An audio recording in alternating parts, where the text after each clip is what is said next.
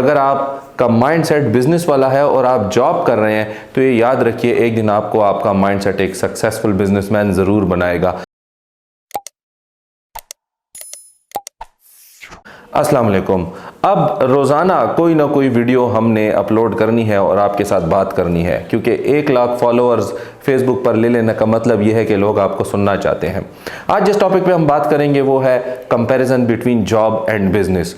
हम अगर Islamic perspective से देखें तो बिजनेस में कहा जाता है कि तिजारत में या बिजनेस में 9 हिस्से रिस्क के हैं और जॉब में 1 हिस्सा रिस्क का है। ठीक है, तो अब बिजनेस करने के लिए आपको माइंडसेट चाहिए होता है और जॉब करने के लिए भी आपको माइंडसेट चाहिए होता है। अगर आप बिजनेस कर रहे हैं तो आप एक माइंडसेट के साथ कर रहे हैं, और अगर आपका माइंडसेट बिजनेस वाला है और आप जॉब कर रहे हैं तो ये याद रखिए, एक दिन आपको आपका माइंडसेट एक सक्सेसफुल बिजनेसमैन ज़रूर बनाएगा। कहानी है 2 दोस्तों की। 2 दोस्त थे जो कि एक ही ऑर्गेनाइजेशन में जॉब कर रहे थे। दोनों को बहुत अच्छी गाड़ी भी मिली हुई थी, दोनों को हॉस्टल में फर्स्ट क्लास कमरे भी मिले हुए थे।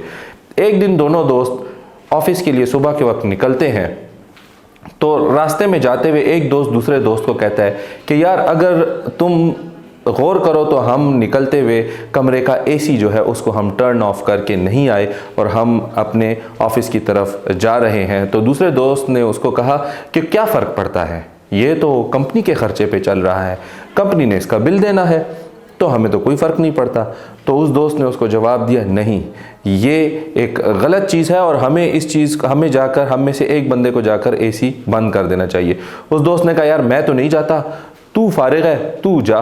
उसने कहा, मैं फारिग नहीं हूँ, बेशक मेरी बहुत सी कमिटमेंट्स हैं, लेकिन ये सोशली और ये एक गलत चीज़ है जिसको मुझे ठीक करना चाहिए। वो दोस्त वापस जाता है और जाकर उस एसी को टर्न ऑफ करता है और वापस दोनों अपने ऑफिस में आ जाते हैं। कुछ अरसे के बाद दोनों की प्रमोशंस होती हैं और दोनों डिफरेंट सिटीज़ में ट्रांसफ़र होके चले जाते हैं। 25 साल के बाद दोनों दोस्तों की मुलाकात होती है। और मुलाकात कैसे होती है, एक कंपनी एक जॉब एडवर्टाइज़ करती है, उसके लिए एक दोस्त आकर अप्लाई कर देता है। जब एक दोस्त आकर अप्लाई करता है तो उसकी सीवी दूसरे दोस्त की टेबल पे आती है। वो दोस्त जिस वक्त इंटरव्यू देने के लिए आता है तो अपने दोस्त को सामने, इंटरव्यूअर और इंटरव्यूई दोनों दोस्त ही होते हैं, वही 2 दोस्त होते हैं। वो उससे पूछता है कि यार तुम यहाँ कहाँ, और वो भी उससे यही पूछता है, तुम यहाँ कहाँ।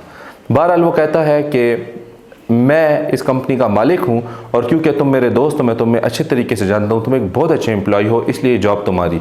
उस दोस्त को वो जॉब मिल जाती है। 1 महीने के बाद जब सैलरी लेकर वो दोस्त अपने दोस्त के पास आता है जो कि वो उस वक्त CEO बन चुका होता है उस कंपनी का, उससे पूछता है कि यार, हमने आज से 25 साल पहले एक ही ऑर्गेनाइजेशन से स्टार्ट किया था, आज तुम मालिक बनकर कैसे बैठ गए?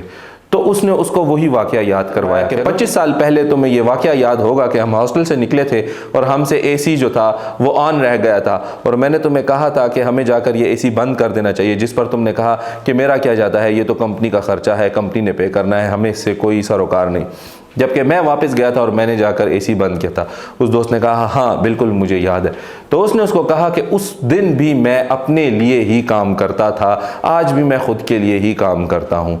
तुम उस दिन भी कंपनी के लिए काम करते थे, तुम आज भी कंपनी के लिए काम कर रहे हो। तो फ़र्क दोनों में क्या हुआ? दोनों में माइंडसेट का फ़र्क था। एक इसलिए काम कर रहा था कि वो इसलिए जॉब कर रहा था, वो सीखने की गर्ज से कर रहा था कि अगर कल को मेरी कंपनी हुई तो उसमें मैंने कैसे एक्ट करना है। और दूसरा इसलिए काम कर रहा था कि बस मैंने तो जॉब ही करनी है। और वो 25 साल तक जॉब करता रहा, वो 25 साल तक नौकर रहा और दूसरा 25 साल में नौकर से मालिक बन गया।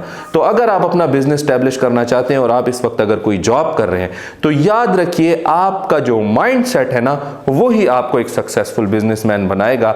लेकिन अगर ये सैलरी की कैद में आप रहे और अगर आपको दलेर बन के ज़िंदगी गुजारने की आदत नहीं है और आपको हमेशा यकम का इंतज़ार रहता है, फर्स्ट का, सैलरी का इंतज़ार रहता है और आपका माइंडसेट यही है कि मेरा जीना मरना मेरी ये सैलरी ही है, तो फिर आप एक सक्सेसफुल बिजनेसमैन नहीं बन सकते और आप अपनी लाइफ में एक बिजनेस टाइकून भी नहीं बन सकते। और ये गेम है सारी माइंडसेट की।